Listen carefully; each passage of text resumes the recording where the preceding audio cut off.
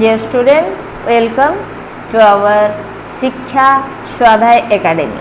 पिला माने आमे वर्ण को वर्ण संख्या सहित वर्ण मानकर विभागीकरण को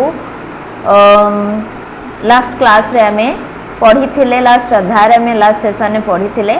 देन आज सेशन टी होउची कोन ध्वनि को नेकी उच्चारित ध्वनि को नेकी आमे कोन ए सेशन टी को पढ़िबा।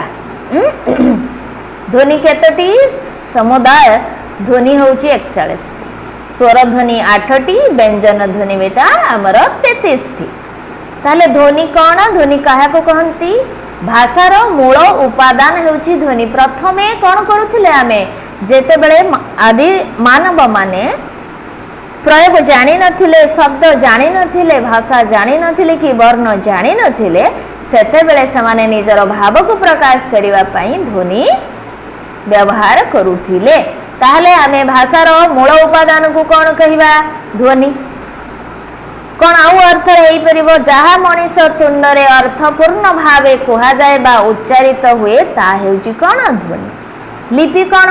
ध्वनिर लिखन रूप को लिपि कुहा जाय। वर्ण कोन? लिपि को देखि ध्वनि उच्चारित बा चिन्हिबा और रूप देवार विधि को वर्ण कुहा जाय। अर्थात ध्वनिर सांकेतिक रूप हेउची ध्वनिर सांकेतिक रूप हेउची वर्ण। ध्वनिर सांकेतिक रूप के वर्ण। यार अर्थ जहा संकेत हेले ही हमें बुझे पारंती।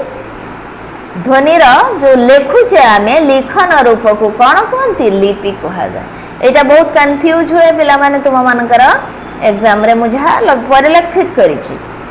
ध्वनि ओ तार प्रतीक लेख रूप लिपि आउ लिपि हेउछि वर्ण। हैला लिखनटा जेउ शैली रे यह सजा जाए, सजाई की शिखा जाए, आमे सीक्वेंस जोटा को कहंती, क्रोनोलॉजिकल ऑर्डर जोटा को कहंती, ताहा को आमे कोन कहंती? वर्णमाला कुहा जाए। ध्वनि गुड़िकर लिखन योग्य सांकेतिक रूप हेउची वर्ण। हैला वर्तमान वर्ण विश्लेषण करिबा।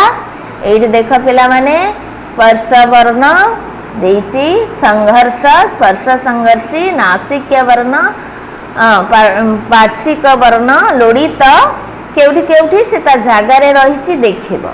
हैला प फ ब भ म ओठ्य ओठरु बाहरुची म ओठ्य वर्ण त थ द ध न दंत्य वर्ण।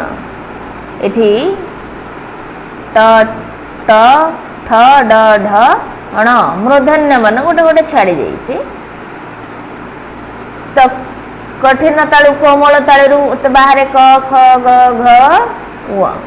हैला एटा गोटे एक्स्ट्रा जिनसटे, एटा को इग्नोर करिवा। संघर्ष स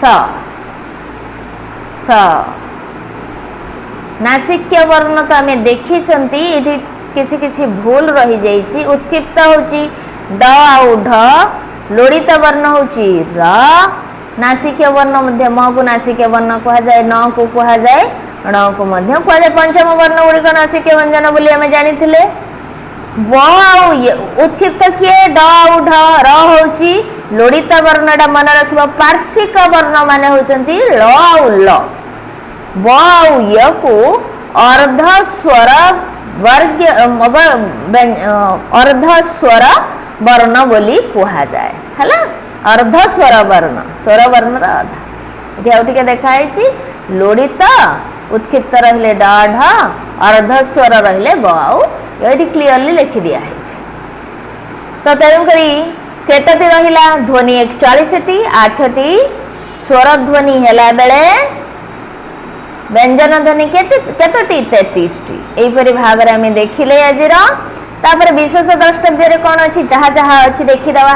प्रथमे मधुवर्ण बोध अनुसार आमे कथा हेतिले केतटी वर्ण प्रचलित थिला? 52 टी। समय क्रमे एटा लू जेतु टाइपिंग हेई पारेनी, लू एवं ଦୀର୍ଘ ରୁର ବ୍ୟବହାର ଲୋପ ହେଲା।